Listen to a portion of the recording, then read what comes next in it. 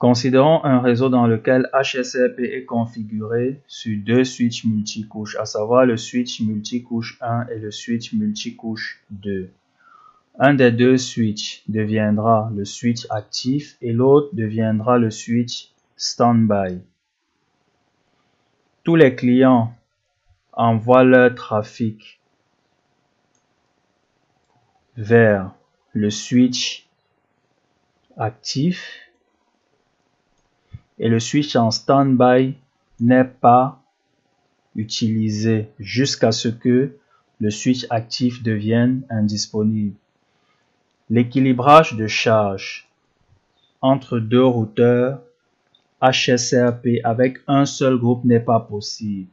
C'est-à-dire que à un moment donné dans HSRP, un seul switch est utilisé. Si on veut faire aller le trafic, si on veut partager le trafic entre le switch 1 et le switch 2, cela n'est tout simplement pas possible avec un seul groupe.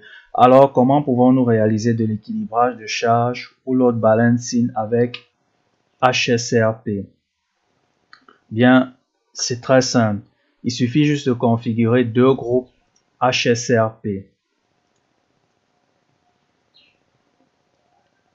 Il faut ensuite faire en sorte que un routeur soit routeur actif pour le premier groupe HSRP et par la même occasion routeur standby pour le second groupe HSRP. Et un second routeur devra être routeur actif pour le second groupe HSRP et routeur standby pour le premier groupe HSRP. De cette façon, deux adresses virtuelles différentes seront utilisées. Alors, le scénario qui se dresse devant nous illustre très bien ce que nous venons de dire. Le switch multicouche 1 avec l'adresse virtuelle 192.168.1.1 est le routeur actif pour le groupe HSRP 1 et est par la même occasion routeur standby pour le groupe HSRP 2. Et pour le groupe HSRP2, il aura une adresse virtuelle 192.168.1.2. Le switch multicouche 2, par contre,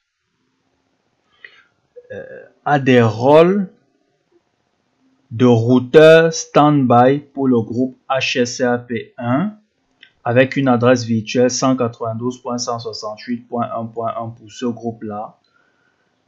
Et un rôle de routeur actif pour le groupe de HSRP avec une adresse virtuelle 192.168.1.2.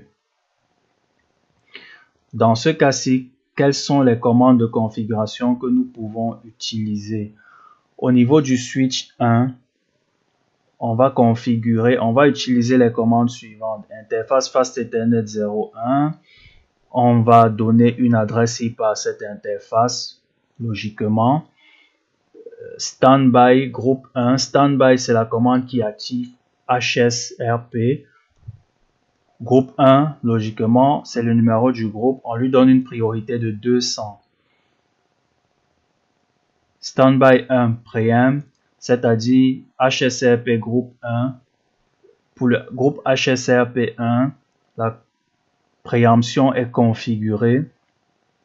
Standby 1 IP 192.168.1.1. Cette commande servira à attribuer l'adresse IP virtuelle ou adresse de passerelle virtuelle pour le groupe 1. Standby 1 Authentication Wheel. Cette commande permettra tout simplement de mettre un mot de passe. Ici, là, le mot de passe est Wheel et il est en texte clair. Standby 2 Priority 100. Standby permet d'activer HSRP et 2 permet d'activer le groupe HSRP numéro 2 dont la priorité est 100.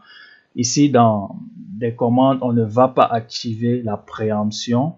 Standby de IP 192.168.1.2, c'est cette commande qui permettra de donner une adresse virtuelle au groupe HSRP numéro 2. Standby 2 Authentication Will pour attribuer un mot de passe en texte clair au groupe HSCRP numéro 2. Alors, au niveau du switch 2, les commandes à utiliser seront les suivantes.